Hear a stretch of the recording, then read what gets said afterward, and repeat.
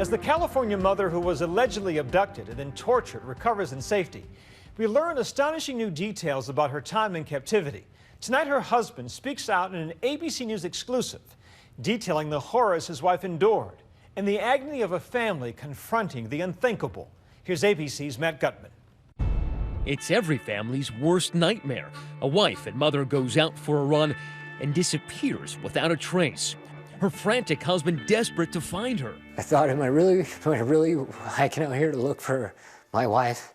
Only to have her mysteriously reappear, badly beaten 3 weeks later. Breaking news this Thanksgiving Day. Sherri Papini has been found alive. You know, prepare yourself.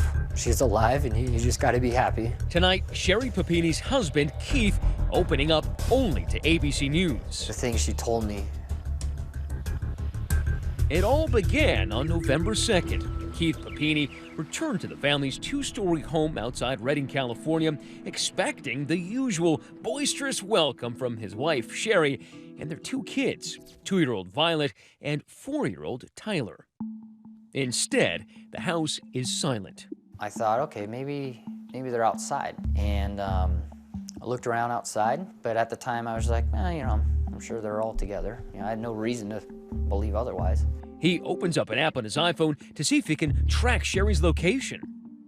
And now I'm looking for a phone because it's saying it's here. And it did not take me long. It was right off the road. It was right there. Sherri's iPhone lying in the grass, discarded by these mailboxes. Strands of her blonde hair tangled in the headphones. Keith goes into full crisis mode. He takes 2 pictures of Sherri's iPhone and then dials 911. I wanted to make a clear message. This is real. You need to get here now. I knew she was taken. The frantic search begins, and at first, the couple's 2 children still do not know their mother is missing. But Keith felt he couldn't keep that terrible secret from their son, Tyler. He knew something was up, and he said, "Dad, you can tell me anything." So I just said, son, Mommy went running and she didn't come home, and we're all looking for her right now. But despite an intensive search and rescue operation, no sign of Sherri. I would never wish this feeling upon anybody. It is taking its toll on me. She is considered at risk due to the suspicious circumstances. There's sympathy for Keith, of course, but there's also plenty of skepticism. Police, following standard procedure, have to eliminate him as a suspect. Remember, the only physical evidence in the case, all discovered and provided by Keith in 2 photos he snaps and then gives to authorities.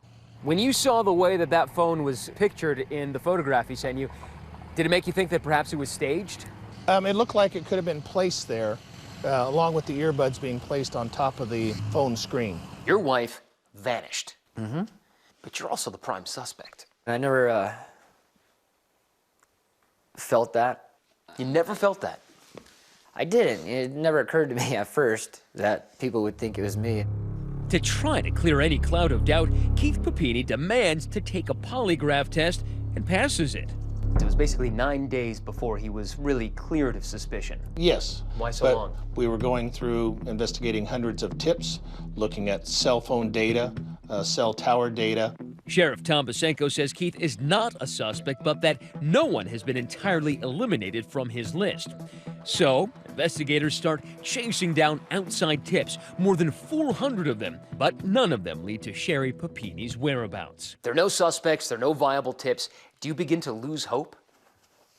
I don't think I ever lost hope, but it was eating away at me big time. When out of the blue on Thanksgiving morning, Keith's phone rings. I pick it up. It was my wife screaming in the background, yelling my name, and a CHP officer. He said, "I need you to be calm. I need you to be calm." Well, are you panicked at first? You're hearing her scream. I'm panicked, but I'm happy because I at this point, this is the first time I've heard her voice. I know she's alive.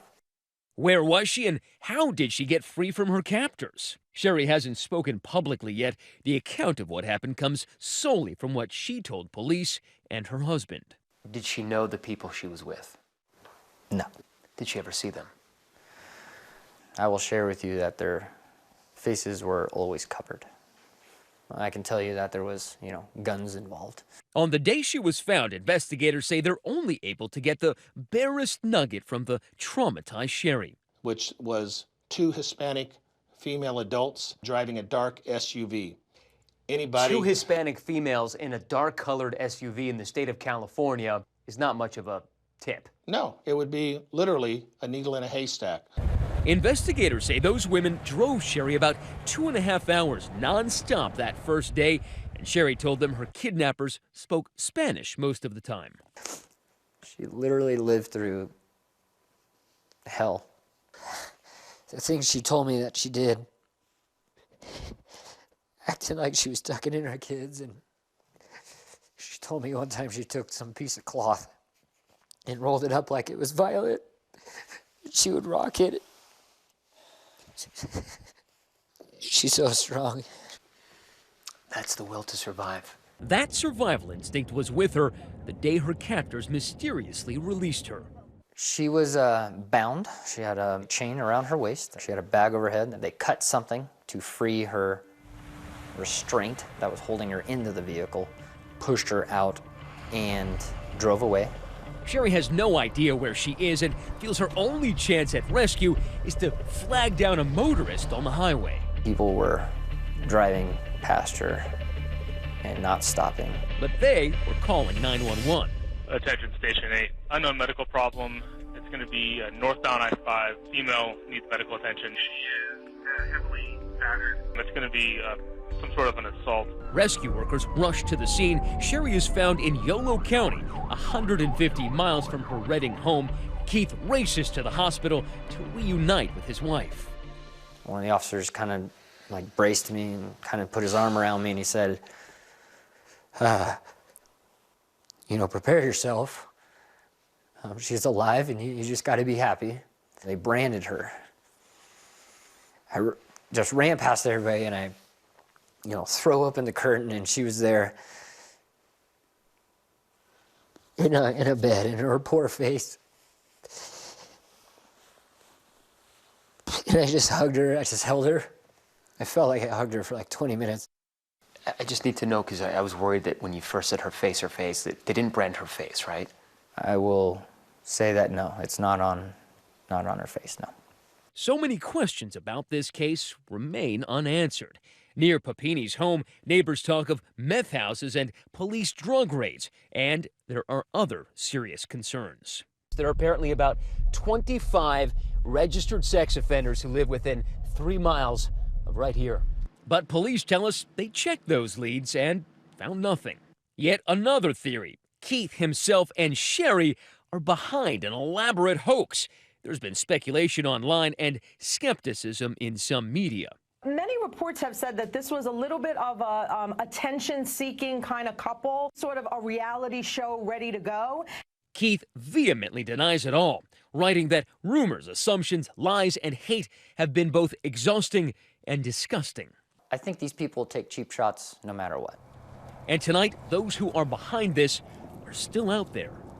And while he's grateful to have her back, Keith knows his wife's road to recovery won't be an easy one. It's something that I don't know how to deal with, and we'll need somebody that, can help her through that from a professional standpoint. A day after she was found, Sherri was reunited with her children. My wife, obviously, very emotional and started crying, and she said, "I'm so happy." And my son, of course, is like, "You don't cry when you're happy." And my wife said, "When you're this happy, you cry." The family finally together again. It makes me smile. We're back, we're whole. For Nightline, I'm Matt Gutman in Redding, California.